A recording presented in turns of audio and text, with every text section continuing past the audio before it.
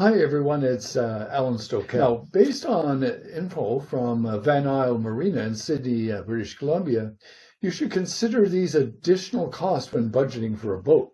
So, in no particular order, except some boat owners might think that number 10 should be number 1. You'll see why soon. Just before we start, and I'll make this fast, if you find this video useful, please give a thumbs up and subscribe. You can help me by getting my videos featured more often on a search. First item, fuel and other operating costs. Operating costs vary a lot based on the type of boat. For example, the cost of fuel will naturally vary according to the age, size, and style of your boat. Sports versus day cruisers, motor yachts versus sailboats, etc.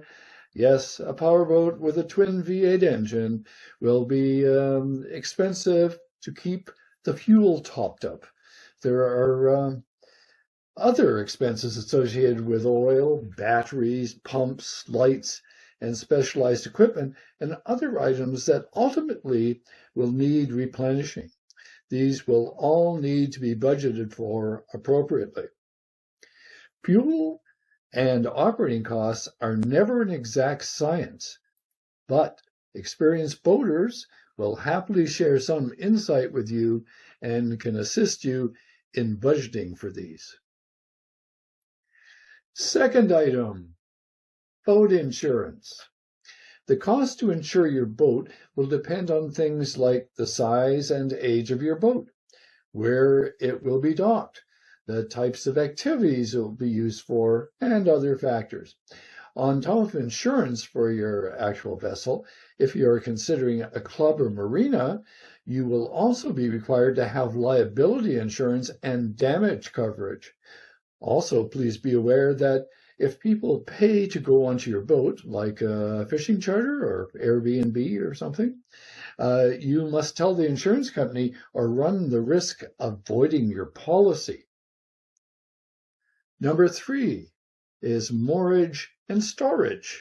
Mooring a boat at a marina or club, or storing your boat on land in a storage facility will come with various costs that differ a lot among marinas and other facilities. For example, a secure storage facility might cost considerably less, for instance, than mooring over your boat in the water at a municipal marina, a privately owned marina, or perhaps even an exclusive yacht club.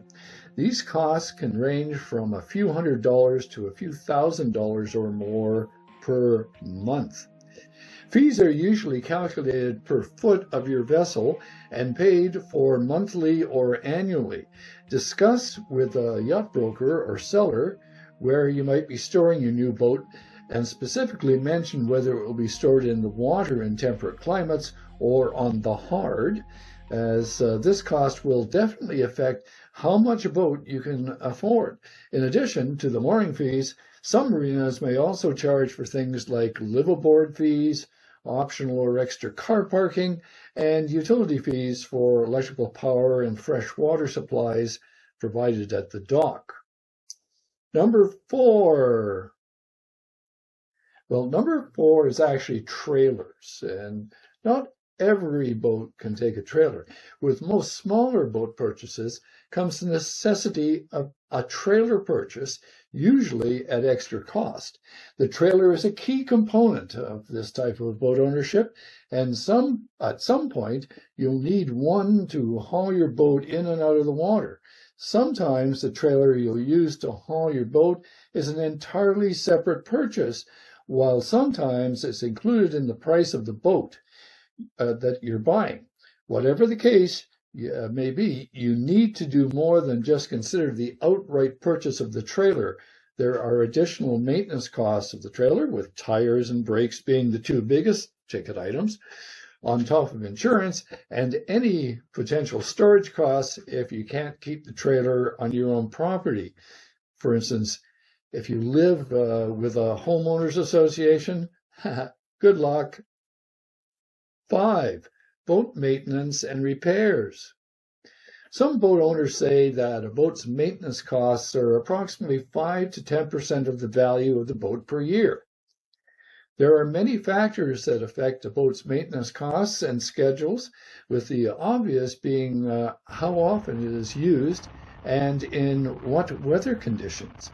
Things that need maintaining are waxing and painting of the hull and engine tune-ups, while things that might need frequent repair are plumbing and electrical issues. Again, it all depends on the age of your vessel, your make and model, and how much of the work you're willing to do yourself.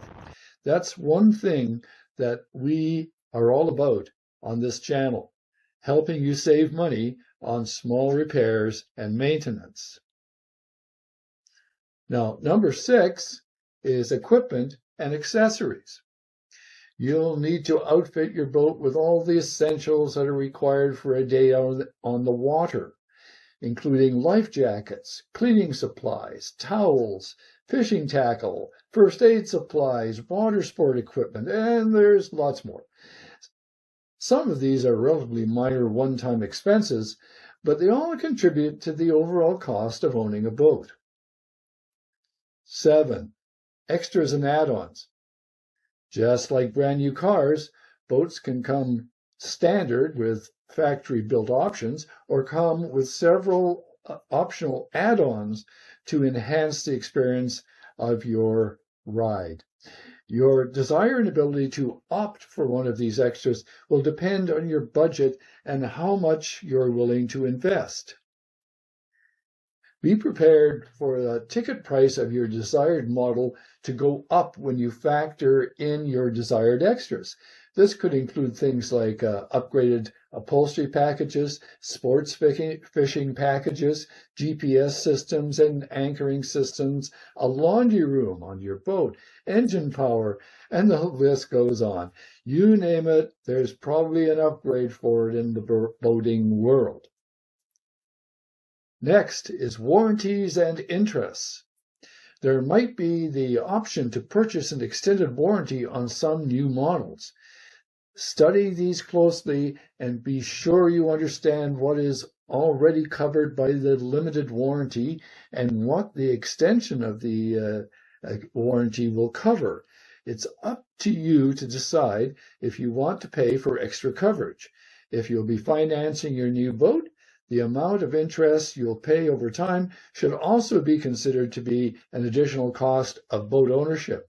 Remember what your parents told you about incurring debt that you may have difficulty repaying.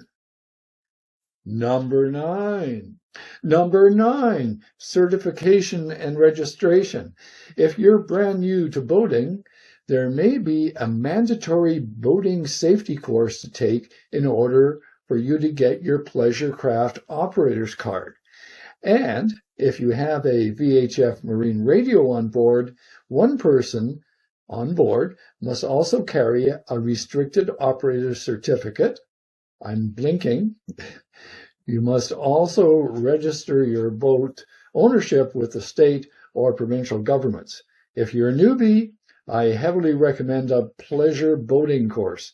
They cover just about everything a new boater needs to know, and when you take one in person, you meet other new boaters. And finally, number 10, depreciation. Some boats hold their value more than others, which, in a roundabout way, can be considered a cost of boat ownership. When you get two-footitis, that's the overwhelming desire to buy a new, bigger boat, be prepared for some depreciation if you're the original owner of the boat that you're selling. A yacht broker can advise you on particular models' potential resale value if depreciation is a concern you have. So, here we are. Now we know how much everything costs, but my long-lost cousin twice removed for salacious behavior, Oscar Wilde, once said, "A critic is one who knows the cost of everything and the value of nothing." I'll translate that to mean If you've got a good boat, watertight, runs on a whiff of fuel or sails for free, it's comfortable and safe, why buy a new one? Keep the old one and subscribe for all our new videos. We pump one out every fortnight or so. If you are buying a boat, being new or new to you, then you will be interested in this. I will send you an Excel file. Don't worry, it opens in Google. It's a boat budget. And all you have to do is drop in your expenses and it will automatically add them up for you.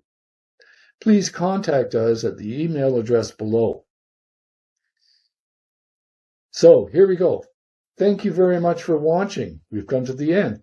Please subscribe, give us a thumbs up, and you won't believe how important that is so other people can watch my YouTube videos, because otherwise they never get seen.